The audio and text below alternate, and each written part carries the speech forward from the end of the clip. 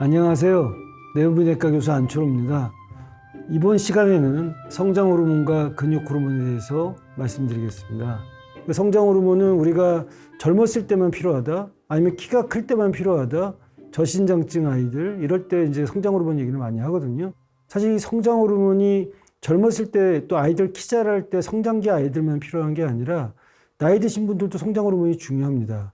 이에 성장 호르몬이 20대에 피크를 찍고 10년마다 14.4%씩 감소를 해서 60대에는 절반, 그리고 70대에는 한 20% 정도 줄어들거든요. 그러니까 성장 호르몬이 줄어들면서 우리가 나이살이라고 하는 뱃살이 나오고 주름이 생기는 게 이 성장 호르몬 때문인 거죠.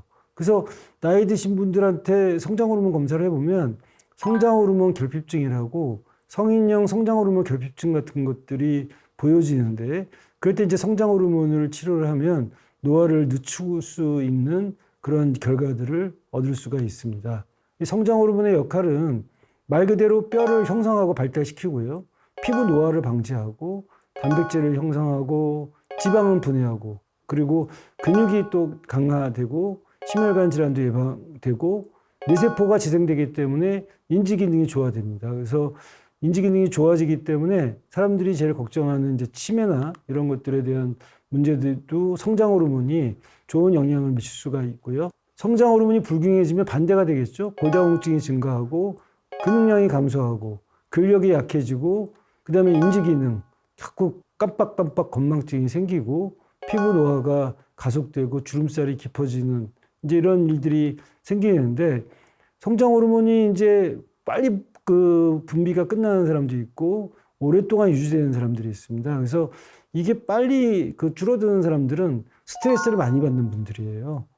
성장 호르몬 분비를 방해하는 가장 큰 적이 스트레스라고 되어 있거든요. 그러니까 스트레스를 받으면 코르티졸이 성장 호르몬 분비를 제대로 못하게 합니다.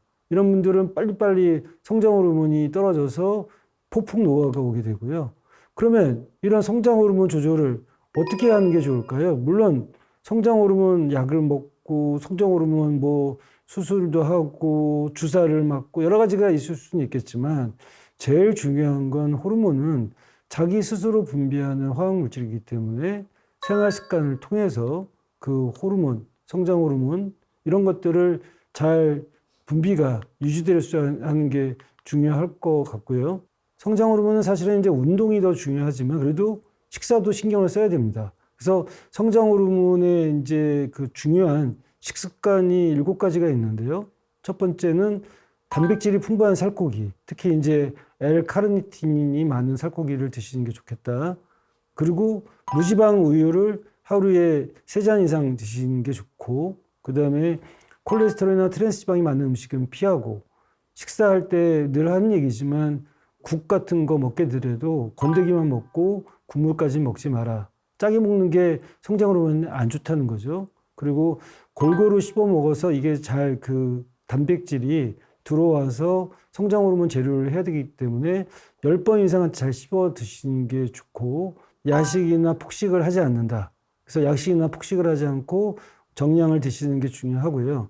7번째는 이제 컴퓨터나 TV를 보면서 먹지 않는다. 왜냐하면 이제 컴퓨터나 TV를 보면서 먹게 되면 많이 먹게 되고 또 빨리 먹게 되니까 이런 것들을 좀 금하시는 게 좋습니다. 근데 이런 식습관보다도 더 중요한 게 생활습관, 운동습관이라고 제가 말씀을 드렸거든요. 성장 호르몬에는. 그래서 생활습관을 제가 말씀을 드릴게요. 특히 나이 드신 분들도 어르신들도 성장 호르몬이 중요하기 때문에 잘 들으셔야 됩니다.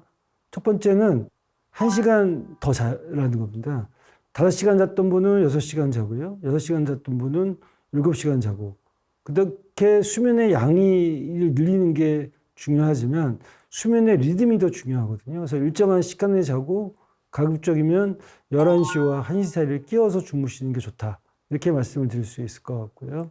두 번째는 신선한 물, 공기, 햇빛을 느끼고, 햇빛을 많이 쬐야지 비타민 D도 생기고 멜라토닌도 생기거든요. 근데 멜라토닌이 성장 호르몬하고는 굉장히 밀접한 관련이 있습니다. 성장 호르몬은 멜라토닌이 나오고 한 2시간 있다가 피크로 올라가기 때문에 멜라토닌으로 푹 자야 이 성장 호르몬이 많이 나오거든요. 그래서 우리가 그 아이들 보고도 잠을 잘 자야 키가 큰다는 얘기는 성장 호르몬과 관련된 얘기라고 할 수 있습니다. 세 번째는 균형 잡힌 식단으로 새끼를 먹는다. 왜냐하면 성자핀이 다치기 전에 신선한 재료로 균형 잡힌 식단을 먹어야 이제 다치기 전에 빨리빨리 먹고 키가 클 수 있다는 거고요. 네 번째는 필요하다면 영양제를 먹어라 라는 거죠. 그래서 가공식품을 많이 먹고 편식한 사람일수록 영양소를 충분히 채울 수 있게 영양제를 먹고요. 근데 그 어떤 사람들은 이제 뭐 아이들한테 영양제 주는데 아이들 영양제가 뭐 따로 있겠어 하고 내가 먹는 영양제를 절반만 주고 뭐 이런 경우도 있어요. 그러니까 지금 성장 호르몬은 또 아이들도 중요하기 때문에 이제 아이들, 손주들 이런 애들한테 우리가 먹는 거를 좀 절반 내지는 3분의 1을 쪼개서 먹으면 그거는 안 되거든요. 그래서 그 아이들한테 맞는 영양제를 줘야 되고요. 다섯 번째는 운동하는 분위기를 만드십시오. 운동이 사실은 성장에 굉장히 중요하기 때문에 근데 운동을 혼자 하려고 그러면 지치거든요. 그래서 내가 이제 운동을 같이 할 수 있는 이제 그런 분위기, 문화를 만드는 게 좋겠고, 여섯 번째는 이제 스트레스를 받으면 스트레스가 이 카테콜라민이 성장 호르몬의 작용을 방해합니다. 그래서 스트레스를 줄여야지만이 제대로 된 성장 호르몬의 작용을 우리가 유지할 수 있다. 이렇게 생각하시면 될 것 같습니다. 나이 들면서 참 걱정하는 게 근감소증, 근력이 없어지는 건데 아디포사이토카인과 마이오카인이라는 게 있습니다. 이 호르몬은 아디포사이토카인은 아디포가 지방이라는 뜻인데요. 지방에서 나오는 호르몬이고요. 마이오카인의 마이오는 근육이라는 뜻인데 근육에서 나오는 호르몬입니다. 대개는 아디포사이토카인은 나쁜 호르몬이라고 지방에서 나오는 나쁜 호르몬으로 돼 있고 마이오카인은 이제 근육에서 나오는 좋은 호르몬이라고 생각을 하시는데요. 우리가 배가 쌀이 나왔다. 그러면 저 사람은 지방이 많고 지방에서 나쁜 호르몬이 나올 거야 라고 생각을 하시게 될 겁니다. 근데 사실은 허리둘레가 이렇게 두껍다고 해서 다 같은 나쁜 비만은 아니다 라는 말씀을 드리고 싶은 거거든요. 예를 들면 허리둘레가 두꺼워도요. 이게 두껍게 잡히는 사람이 있고 얇게 잡히는 사람이 있는데 두껍게 잡히는 사람이 더 건강하다 그러면 깜짝 놀라는 거예요. 아니 이 두껍게 잡히는 사람은 사실은 그게 다 피하지방이고 얇게 잡히는 사람들은 내장지방인데 피하지방보다 내장지방이 아디포사이토카인 나쁜 게 7배 이상 많이 나오기 때문에 그래도 피하지방이 많이 잡히는 사람이 그 내장지방보다는 더 건강하다 이렇게 얘기를 하는 거죠. 실제적으로 마이오카인과 같이 얘기를 하면 이 허벅지도요. 이 허벅지 둘레가 두꺼운 사람이 있는데 이 허벅지 둘레가 이 두꺼운 사람도 거기에 지방이 많은 허벅지면 이게 사실 좋은 허벅지라고 볼 수는 없거든요. 그래서 마이오카인하고 아디포사이토카인의 어떤 균형이 중요하게 되는데요.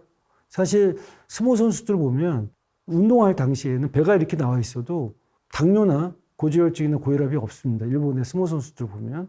그 이유가 뭐냐면 그들은 이 근육이 굉장히 허벅지가 두꺼워져 있어서 거기서 마이오카인이 많이 나오기 때문에 그 아디포사이토카인이 있어도 그건 되게 또 피하지방의 아디포사이토카인이기 때문에 건강하다 이렇게 얘기를 하고 있거든요.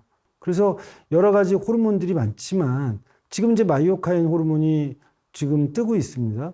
새롭게 지금 우리가 얘기하는 호르몬이고 아직 그 정체를 잘 모르고 있습니다. 근데 우리가 운동을 하고 근육이 발달하면 왜 암에도 안 걸리고 그다음에 면역력이 생기고 혈당과 혈압이 떨어지고 대사에 좋은지 마이오카인을 갖고 우리가 지금 설명하고 있고 점점 이 마이오카인에 대해서는 많은 연구 결과가 우리를 더 건강하게 만들 것으로 생각이 듭니다. 그래서 이 마이오카인을 갖다가 우리가 잘 분비시킬 수 있는 방법은 단백질, 당질, 지질 같은 3대, 5대 영양소들, 비타민하고 미네랄까지 해서 이런 5대 영양소를 균형 있게 드시는 게 중요하고요. 또 제일 중요한 거는 물을 좀 많이 드시고 또 운동을 하다가 아까 얘기했던 그 코어 근육 있지 않습니까? 그런 근육들을 그 무리하게 운동할 필요가 없습니다. 하루에 반복적으로 여러 번 자극하는 게 좋거든요. 그런 코어 근육을 자극을 하면 마이오카인 분비가 많이 되는 것 같습니다. 오늘은 불멸의 호르몬이자 회춘 호르몬, 성장 호르몬과 근육 호르몬에 대해서 알아봤습니다. 여러 시간 우리는 호르몬에 대한 얘기를 했습니다. 호르몬은 우리가 건강을 잃게 되는 순간부터 질병에 이르기 전까지 우리한테 여러 가지 신호를 보냅니다. 하나의 SOS를 보내는데요.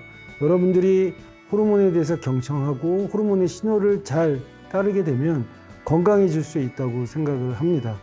호르몬은 여러분에게 손을 내밀고 있습니다. 이제는 여러분들이 호르몬의 손을 잡아줘야 될 시간입니다.